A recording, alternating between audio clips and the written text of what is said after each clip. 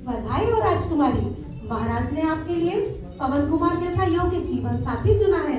सुना है कुमार महापराक्रमी और भव्य है। आपके मुख के समान आपके भाग्य को भी चार चांद लग गए हैं। चार चांद तो कुमार पवन के भाग्य को लगा है। यदि कुमारी का विवाह कुमार विद्युत प्रभ के साथ होता तो बात ही कुछ और होती।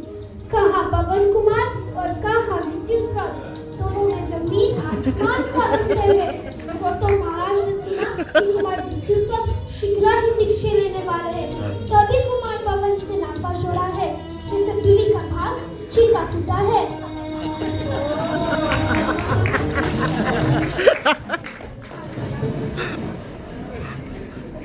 उस रूप गवा को मुझसे जरा भी स्नेह नहीं लगता है। उसे तो स्नेह सिर्फ विद्युत प्रभ से है।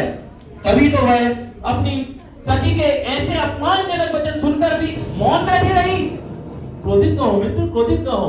दासी तो दासी है, उसमें बुद्धि और विवेक कहाँ।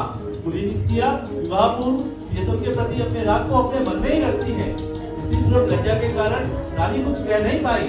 उसके मुख पर दासी के वचन के प्रति अस्वीकार्यता का भाव सहज ही दिखाई दे रहा था। परंतु मुझे तो ऐसा नहीं लगता। मैं उस स्त्री को अपने जीवन में स्थान नहीं दे सकता। मैं आज ही विवाह संबंध का विच्छेद कर दूंगा, विच्छेद कर दूंगा। क्रोधित न हो मित्र, क्रोधित न हो। ऐसे कर कर आप अपने पिता और महाराजा महेंद्र दोनों का अनादर करेंगे। सही कहा। पत्नी बनाना जरूरी है, परंतु पत्नी मानना तो जरूरी नहीं ना। मैं उस स्नेहहीन राजकुमारी को कभी पति स्नेह प्राप्त नहीं होने दूंगा, कभी पति स्नेह प्राप्त नहीं होने दूंगा।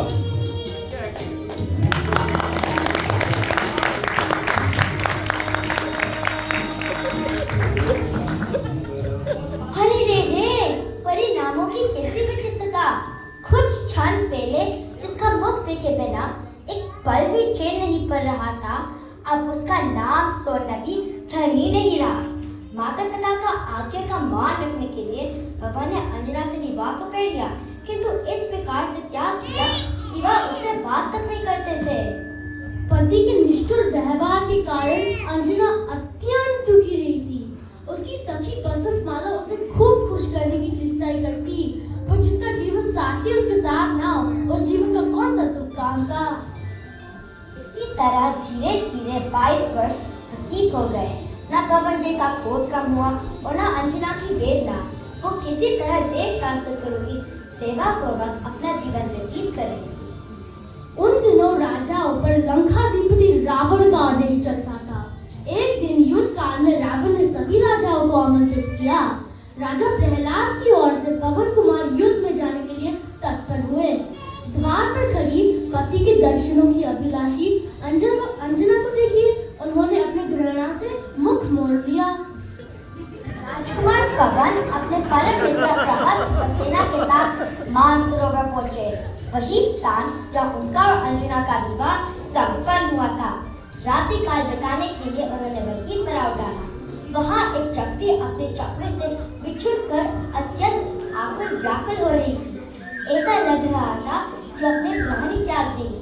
उसकी ये चेष्टा देखकर पवन का मन व्याकुल होने लगा। मित्र प्रहस्त, पक्षी कौन है